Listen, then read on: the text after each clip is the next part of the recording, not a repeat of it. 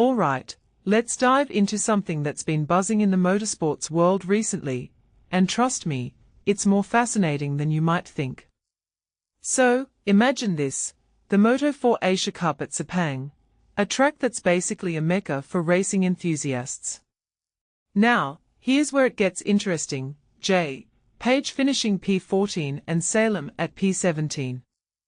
On the surface, it's just another race result, right? But if you take a step back and think about it, there's a whole layer of storytelling here that's often overlooked. Personally, I think what makes this really interesting is how these positions reflect not just the race itself, but the broader narrative of underdog stories in motorsports. These aren't the podium finishes, but their journey is just as compelling, if not more so. It's a reminder that every rider on that track has a story, a struggle, and a dream, and that's what makes racing so universally relatable. Now, let's talk about how this news reached us. It came through a press release, which, if you're not familiar, is essentially a tool used by teams, riders, or organizations to share their perspective on an event. Here's where it gets tricky, and this is something many people don't realize. A press release isn't an objective news article, it's a promotional piece. It's the rider or team's chance to frame their story in the best possible light. In this case, Paige and Salem's teams likely highlighted their efforts, challenges, and progress, even if the final positions weren't top tier. What this really suggests is that press releases are as much about storytelling as they are about facts. They are a window into how teams want to be perceived, and that's a fascinating layer of strategy in itself. But here's the thing, not every press release makes it to platforms like roadracingworld.com. The site has a filter, and that's where it gets even more intriguing. They reject releases that are too commercially driven or lack news value. This raises a deeper question: what qualifies as news in the world of motorsports?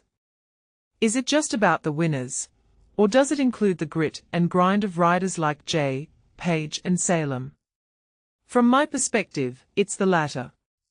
These stories add depth to the sport, showing that racing isn't just about crossing the finish line first, it's about the journey, the effort, and the resilience. And that's something I think we should all appreciate more. Now, let's zoom out for a second.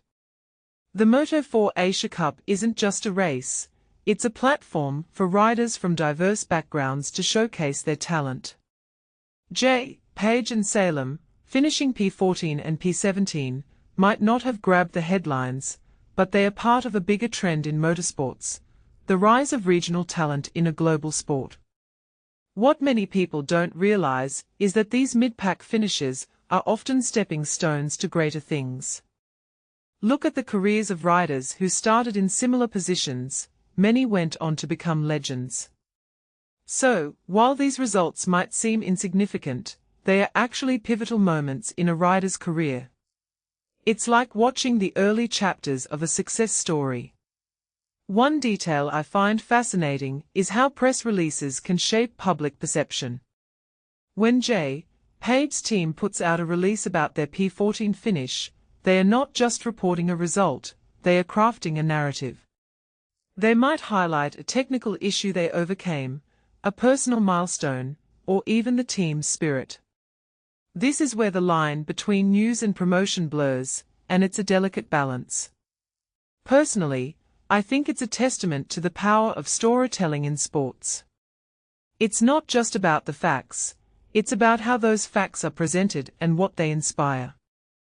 So, here's my closing thought: next time you see a race result or read a press release, don't just glance at the numbers. Dig deeper. Think about the story behind it.